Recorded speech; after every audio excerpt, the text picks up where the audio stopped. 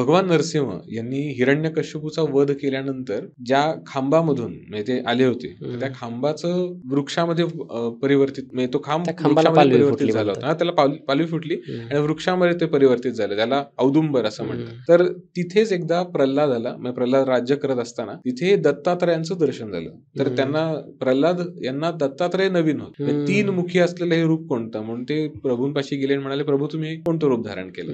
तेव्हा दत्तात्रय म्हणतात हे दत्तात्रय रूप आहे. आणि मग ते हिरण्यकश्यपूंना आशीर्वाद देतात, अभय प्रदान करतात. हा सगळा विषय चालू असताना म्हणजे त्यांच्यात संवाद चालू असताना औदुंबर वृक्ष मानव आकृती धारण करून हात जोडून दत्तात्रय प्रभूंसमक्ष येतो आणि मग म्हणतो की माझ्यावर देखील कृपा करा. तर त्यावेळेला दत्तात्रय प्रभू त्यांना आशीर्वाद देतात, अगदी मुक्त हस्ताने अभय प्रदान करतात की जिथे जिथे तू असशील म्हणजे औदुंबर वृक्ष असेल त्याच्या मुळामध्ये त्या मूळस्थानी माझा वास असणारच असं त्यांनी सांगितलं. आणि अशा प्रकारे औदुंबराची महत्ता वाढतेच.